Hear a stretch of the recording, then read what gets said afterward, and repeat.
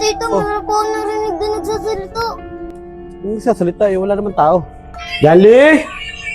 Yanli! Oh, tulog pala.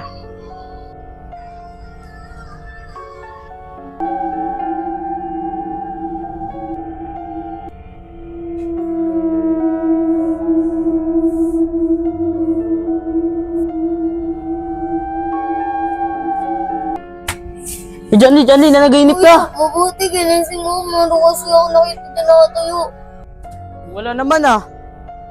Ano naman nangyari dyan? Pinangungot daw eh, na may nakita daw sa lalaki na tayo eh.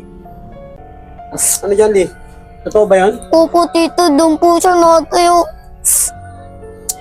JC, Jella, dito na-discuss siya sa laptop. Kawawa naman sa lepot, no?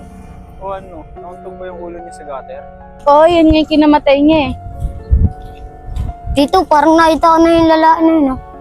Sino? Ayun po, yung lalaki na yun, yung matangkad. Tiri ka ba ng kandila? Hindi na, wala akong dala eh. Nangyari sa'yo? Dito, nahilo ko. Ka lang? Tito, yung po yung naalala ko na pumalan sa babae. Ito pa ba sinasabi mo? Opo, tito. Ayoko na. Ayoko na, lasing na ako eh. Ano yan din? Lasing na si Shane. Ako na maghahatid. Sure ka ba? Si JC, ikaw na magatid. Total, magkalapit lang naman kayo ng bahay. Hindi yan. Mauna na kami ni Shane. Sige, mag-ingat kayo ah.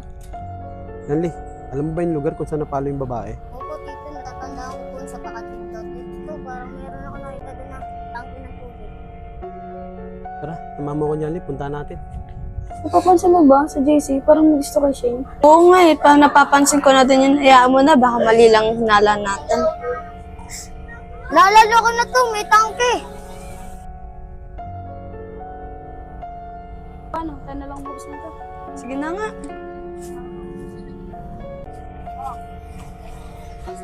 Baka yun yung tinutukoy mo. Ayun nga po yun, tito. Doon po yun sa loob nangyari. Tara, tito, pasok tayo. Tara. Eh wala naman tao, niloloko mo naman ako eh. Doon nga yung pinalo, tito. Eh wala nang tao eh. Niloloko mo ako, tara, umuwi na tayo. Oh, sino kayo? Tira. May tinignan na kami. Tito, ayan po yun.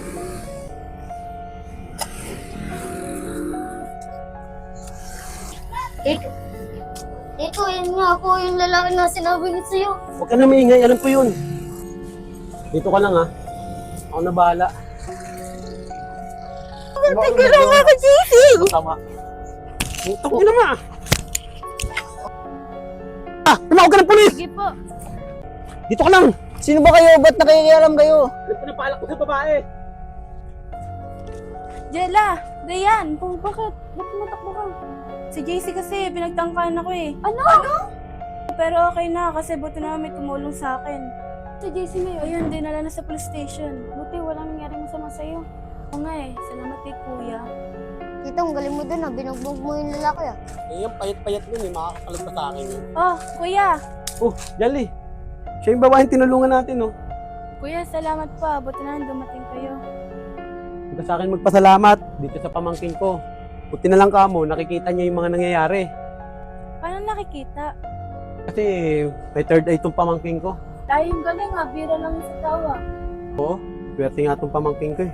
Ate, jowa mo ba yung, nakasakay sa motor dati yung nakita ko na walang ulo? Ate, may pinapasabi po siya. Ano yun? May sinabi siya, napengi daw 20. Uy, ano, ginawa mo pa 7-Eleven, tara.